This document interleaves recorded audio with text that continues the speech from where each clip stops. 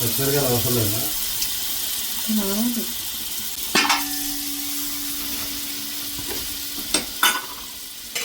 ఇప్పుడైతే నేను నెయ్యి లేదు ఇంట్లో, బటర్ ఉంది, బటర్ వేసేసుకుంటున్నాను. అలాగే ఆయిల్,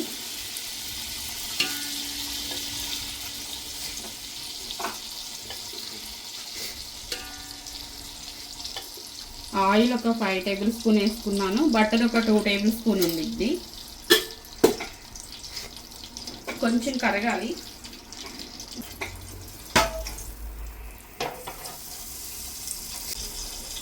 ఈ ఆయిల్ వేడెక్కే లోపల మనం చక్కగా పలావ్ మసాలా ప్రిపేర్ చేసుకుందాం. చూడండి, చేపల కూర ఉడుకుతుంది మంచి కలర్ఫుల్గా. పలావ్ ఆకు, పలావ్ మసాలా, ఆనియన్స్, పచ్చిమిర్చి,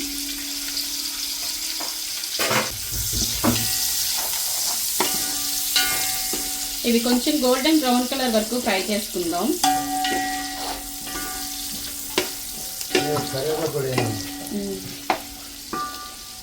దీన్ని మూతేనండి.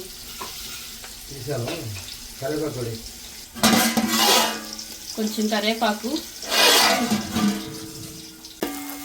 మనకి ఆనియన్స్ చక్కగా గోల్డెన్ బ్రౌన్ కలర్ వరకు ఫ్రై అయిపోయినాయి.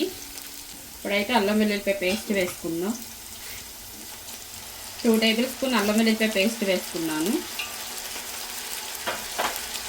ఈ అల్లం వెల్లుల్లిపాయ పేస్ట్ కూడా పచ్చి వాసన పోయే వరకు ఫ్రై చేసుకోవాలి. బయట కొంచెం వచ్చింది. కడిగి పెట్టేసుకున్నా చికెన్ కూడా వేసేస్తున్నాం.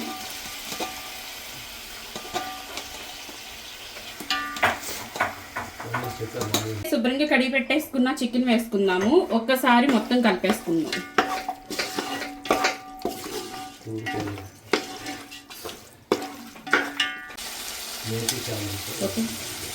రుచికి సరిపడా ఉప్పు, చాలా పోతే మళ్ళీ లాస్ట్లో చూసి వేసుకుందాం. పసుపు,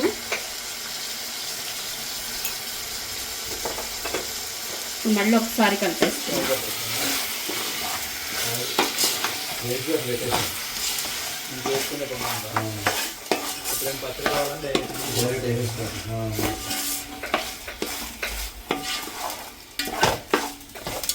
ఇది మొత్తం కలిపేసుకున్నాము. ఇప్పుడైతే మూత పెట్టేసేసుకొని ఒక 5 మినిట్స్ మగ్గనిచ్చుకుందాం.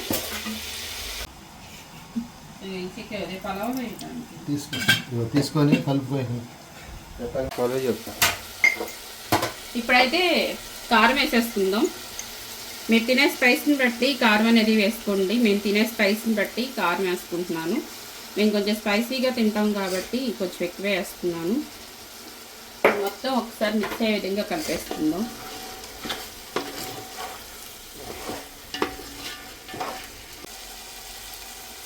ఇప్పుడైతే గరం మసాలా, బిర్యానీ మసాలా 2 మిక్స్ చేసేసి వేసేసుకుంటున్నాను.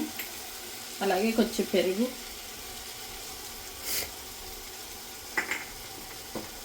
మొత్తం ఒకసారి కలిపేసుకుందాం.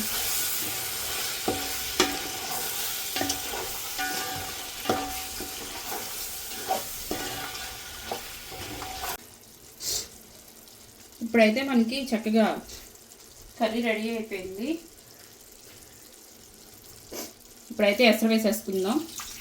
నేనైతే 5 గ్లాసులు రైస్ తీసుకుంటున్నాను. 5 గ్లాసులకి 10 గ్లాసులు వాటర్ వేసుకోవాలి. ఇప్పుడైతే ఒక గ్లాస్ వేసుకున్నాను. ఇవి 9 గ్లాసులు, అంటే గ్లాస్కి 2 గ్లాసులు చొప్పున వేసుకుంటున్నాను. నేనైతే నార్మల్ రైస్తో చేస్తున్నాను, బాస్మతి రైస్తో చేయట్లేదు. మీకు ఇష్టమైతే బాస్మతి రైస్తో ప్రిపేర్ చేసుకోండి. ఇది మొత్తం ఒకసారి కలిపేసుకుందాం.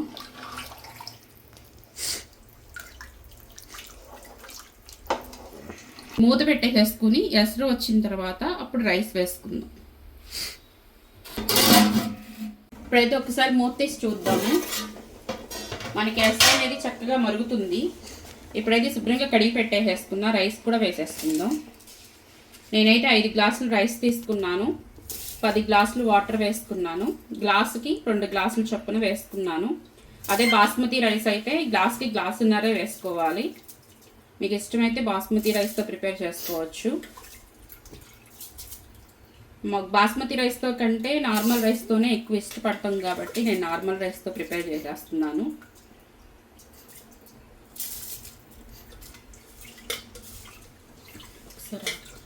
ఇప్పుడైతే ఒక్కసారి కలిపేసుకుందాం.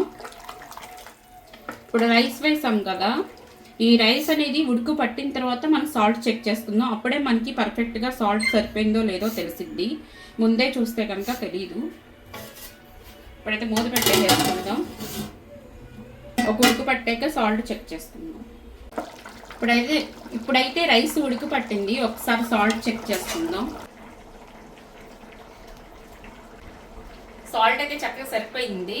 ఇప్పుడైతే చక్కగా మనం మీడియం ఫ్లేమ్లో పెట్టేసుకొని రైస్ని కంప్లీట్గా ఉడికిచ్చేసుకుందాం. మనకి కరెక్ట్గా 10-15 నిమిషాల్లో వేడివేడి కోడి పలావ్ రెడీ. మనకి ఒక 15 మినిట్స్కి కోడి పలావ్ రెడీ అయిపోయింది. స్టవ్ ఆఫ్ చేసేసుకున్నాను. ఇది మూత కొంచెం వంకరగా ఉండడం వల్ల నేను రోల్ అనేది పెట్టాను, అంతే తప్ప దమ్ ఇచ్చినట్టు కాదు. వంకరగా ఉండడం వల్ల లోపల ఉన్న ఆవిరి మొత్తం బయటకు వెళ్ళిపోయింది అనుకోండి, మనకి రైస్ అనేది పర్ఫెక్ట్గా ఉడకదు. అందుకని చెప్పేసి రోల్ పెట్టాను. ఎందుకంటే ఒక్కొక్కసారి మనం పుల్లలపై మీద చేసినప్పుడు మనం నిప్పులు వేస్తూ ఉంటాం కదా, ఆ నిప్పుల వల్ల ఈ మూత అనేది వంకర తిరిగిపోయింది అనమాట. అందుకని రోల్ పెట్టాల్సి వచ్చింది. ఒక 15 మినిట్స్ తర్వాత స్మెల్లే మనకు చెప్పేసేసిద్ది నేను రెడీ అయిపోయాను అని చెప్పేసేసని. ఇప్పుడైతే స్మెల్ వచ్చేస్తుంది మంచిగా, అందుకే కట్టేసేస్తాను. ఒక 10 మినిట్స్ తర్వాత మనం ఓపెన్ చేసుకుందాం.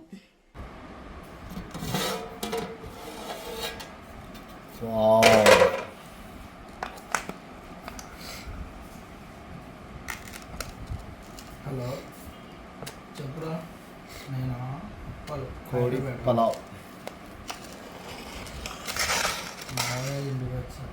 అంటే అట్టలే వచ్చాను కూర్చోనా. జాబ్ వచ్చిందని చెప్పి వచ్చా.